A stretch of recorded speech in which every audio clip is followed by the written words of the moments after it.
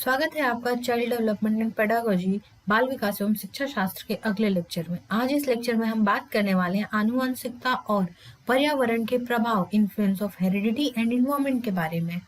और जितने भी टॉपिक्स हैं उन सारे टॉपिक्स के वीडियो लेक्चर को अवेल करने के लिए आप हमारे चैनल के प्लेलिस्ट में जाइए, जहाँ पे बाल विकास एवं शिक्षा शास्त्र नाम से एक प्लेलिस्ट बनी हुई है। Go there and check it out for more CDP topic. आगे बढ़ते हैं। आज हम बात करने वाले हैं पर्यावरण की, और आज हम बात करने वाले हैं आनुवंशिकता की। आनुवंशिकता मतलब something related to DNA in heredity, and पर्यावरण यानी something related to the way your environment is being. जैसा आपका इन्वायरमेंट है, जैसा आपका सोशल लाइफ है, सोशल सर्कल है, उन सब की बारे में हम बात करने वाले हैं। और अब आपने अपने आप परफॉर्मेंस को बूस्ट कीजिए डेली वाइट्स के वेबसाइट के साथ। यहाँ पे जितने भी हमारे टीचिंग रिलेटेड जॉब्स हैं उन सब के क्वेश्चन पेपर और मॉक पेपर अवेलेबल है। Previous year question paper and mock paper available है, जाइए दीजिए और अपनी परफॉर्मेंसेस को एक लेवल अप कीजिए। आगे बढ़ते हैं। जो हम बात करने वाले हैं वो है बेसिकली लेमेन्स लैंग्वेज में नेचर वर्सेस नर्चर की, प्रकृति बनाम परिपोषण के बारे में। नेचर क्या है? नेचर इज, जिसको कि हम हेरिडिटी कह रहे हैं, वही है नेचर जो आपको बायोलॉजिकली मिला हुआ है। कहीं आपके जन्म के साथ जो कारक हैं, जितने भी गुण अवगुण हैं जो आपने लिए हुए हैं, वो है आपका nature. Expression of genes, basically in short it is called as expression of genes की अभिव्यक्ति को हम नेचर कह रहे हैं, प्रकृति कह रहे हैं। जो इन सारे इस जीन के नेचर को और इनहेरिटेड क्वालिटीज को, बायोलॉजिकल फैक्टर को सबसे ज्यादा कंसीडर करते हैं, उनको कहते हैं नेटिविस्ट। और जो इस फेनोमेना में भरोसा रखते हैं उनको कहते हैं नेटिविज्म। तो जो नेटिविज्म है, ये एक नेचर को हर एक तरीके से सबसे ज्यादा बड़ी चीज मानते हैं कि जो भी चीज इंसान आज के समय में है, जो भी उसका प्रेजेंट आज वो है, वो सब कुछ उसके नेचर की वजह से है, उसके बायोलॉजिकल फैक्टर्स की वजह से है, उसने जो चीजें इनहेरिट की हैं उसकी वजह से है। और ये थोड़ी बहुत जो डिफरेंसेस हर पर्सन टू पर्सन वेरी करता है, दैट इज बिकॉज ऑफ कि जो इंडिविजुअल पर्सन है उसके जेनेटिक कोड्स में कुछ यूनिक कैरेक्टर्स होते हैं, कुछ यूनिक चीजें होती हैं, जिसकी वजह से जो यूनिक कोडॉन्स होते हैं नया प्रोटीन कोड करते हैं, और जो डिफरेंस है वो हमें दिखता है। That is solely because of that. Human evolution के भी टर्म में हम देखें तो भी उनका यही मानना है कि that is solely because of biological factor, inherited qualities जो सरवाइव कर गए हैं और इवोल्यूशन के क्रम में आगे बढ़ गए हैं। जो नेटिविस्ट हैं वो कंप्लीटली डिनाई करते हैं कि परिपोषण और नर्चर जैसा कोई पहलू भी है जो ह्यूमन डेवलपमेंट में काम आता है, उसके तरफ उसका कोई भी ऐसा चीज है परिपोषण के, मतलब परिपोषण जैसे पहलू को वो पहचानने से बिल्कुल इनकार करते हैं। उनका सोल फोकस होता है कि जो भी इंसान आज है, that is completely because of his और हर बायोलॉजिकल फैक्टर्स। उसकी सोच कैसी है, वो नए सोच को किस तरीके से अपनाता है, उसकी ग्रोथ कैसे होती है, उसमें हर तरीके से मोरालिटी हो, ऑनेस्टी हो, या इमोशनल डेवलपमेंट हो, किसी भी तरीके का डेवलपमेंट है, किसी भी तरीके का ग्रोथ है, मैच्योरेशन है, सब कुछ वो सोल चीज रिलेटेड मानते हैं प्रकृति से, उसके नेचर से, उसके जो इनहित क्वालिटीज हैं उससे। इस थियोरी को, नेचर की थियोरी को सपोर्ट करते हैं जो कुछ डेवलपमेंटल हैं, वो जो कुछ थियोरिस्ट हैं या फिर जो चीजें सपोर्ट करती हैं, वो है visual Cliff experiment, behavioural genetics, biology भी सपोर्ट करती है नेचर को। एंड देन बॉलबाई का जो मैटरनल डिप्रिवेशन हाइपोथेसिस है, वो भी इसी को जो नेचर की जो क्रिया है, इसी को कारक मानते हैं ह्यूमन डेवलपमेंट का, या ह्यूमन में जितने भी चेंजेस आ रहे हैं उन सब के लिए। वो परिपोषण को बिल्कुल भी नहीं तवज्जो देते हैं कि क्या है और वो नहीं है। वो सिर्फ बात करते हैं कि वो पर्सन के यूनिक जेनेटिक कोडॉन्स की वजह से, यूनिक कोड्स की वजह से उन्होंने जो भी आज स्थिति गेन की है वो यही करी है।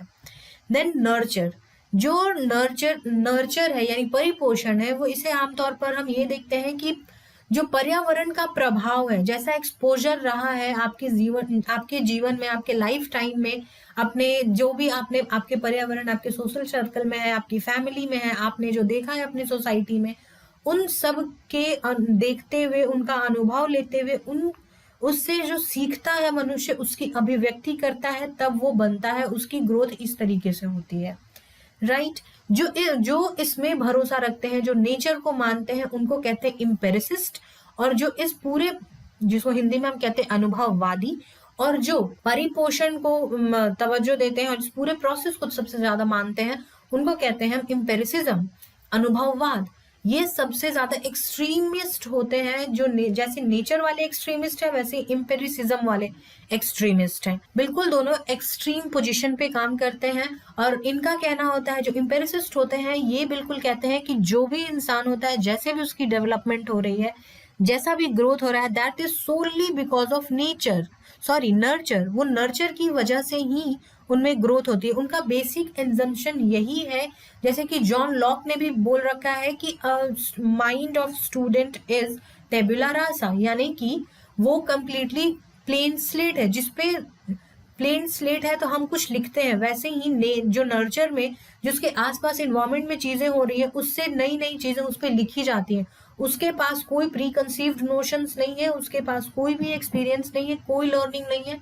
सारी चीजें वो अपने इन्वायरमेंट के थ्रू एक्सपोज होकर के सीखता है। और जो अनुभववादी है वो प्रकृति के महत्व को पहचानने से बिल्कुल इनकार करते हैं। उनका कहना है कि प्रकृति कोई वैल्यू नहीं रखती है। जैसे कि प्रकृति वालों का कहना है, नेटिविज्म का कहना है कि इम्पेरिसिज्म कुछ भी नहीं पोजीशन रखता है, वैसे ही इनका कहना है कि नेटिविज्म कोई पोजीशन नहीं रखता है। कुछ थियरीज जो नर्चर को सपोर्ट करती हैं वो है behaviourism, little Albert experiment by Watson, Bandura की social learning theory, conditioning, social role, upbringing, ये सारी चीजें जो है वो नर्चर के ही परिप्रेक्ष्य में बात की जाती है। आगे बढ़ते हैं और ये समझने की कोशिश करते हैं कि क्या ऐसा ही होता है जैसा हम कह रहे हैं कि या तो नेचर है या तो नर्चर है। बिल्कुल हम बात कर रहे हैं दो एक्सट्रीम की, तो क्या ऐसा ही होता है? अगर हम तराजू पे रखें दोनों को तो बिल्कुल ऐसी बात नहीं होती है। एक ह्यूमन बीइंग बाई प्रोडक्ट होता है प्रकृति और परिपोषण दोनों के बीच के इंटरैक्शन का, उनके बीच में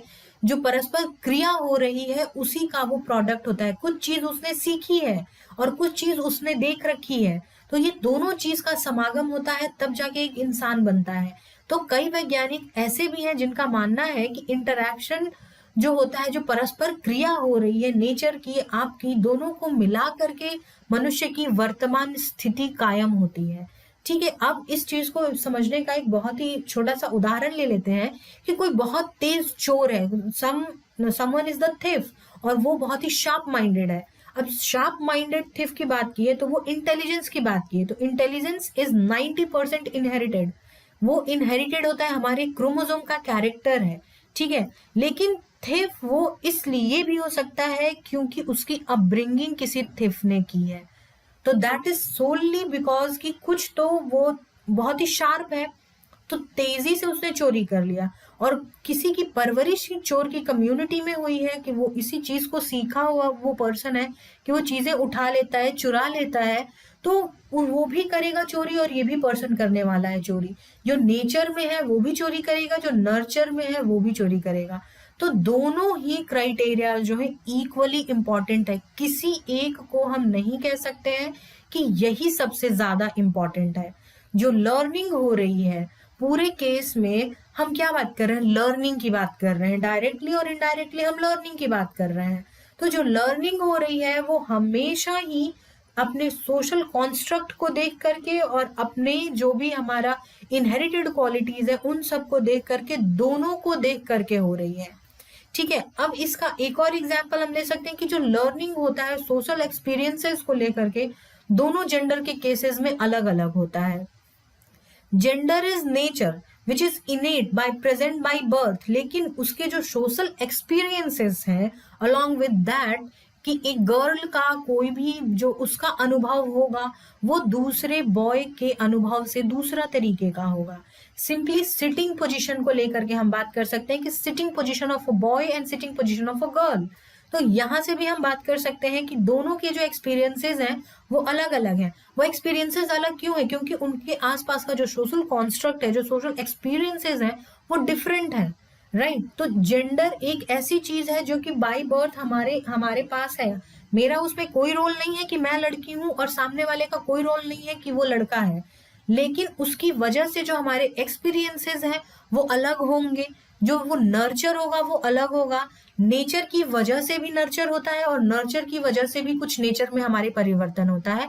और ये कांस्टेंट प्रक्रिया है जो लर्निंग की चलते रहती है, जो दोनों का समागम होता है। नेचर और नर्चर दोनों के समागम से हम सीखते हैं और आगे बढ़ते हैं। जो नेचर और नर्चर है वो एक दूसरे को अपने आप से बैलेंस करते रहता है। They always keep balancing.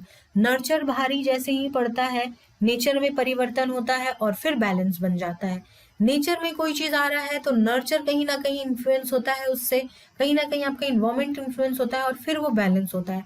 तो ये बैलेंस हमेशा ही चलते रहता है। दोनों नेचर और नर्चर यानी आनुवांशिकता और आपका पर्यावरण दोनों आपस में एक दूसरे को बैलेंस करते रहते हैं। इनका यही काम है, लाइफ लॉन्ग ये इसी तरीके से चलते रहता है। So this was it for this video. आप हमारे टेलीग्राम चैनल से भी जुड़ सकते हैं जिसका लिंक आपको डिस्क्रिप्शन बॉक्स में मिल जाएगा। जाएं वहां जुड़े और नए वीडियोस के अपडेट को प्राप्त करें। और अब आप मुझसे इंस्टाग्राम के थ्रू भी जुड़ सकते हैं जिसका लिंक भी आपको डिस्क्रिप्शन बॉक्स में मिल जाएगा। Until then stay tuned, stay connected to daily vibes. God bless you all.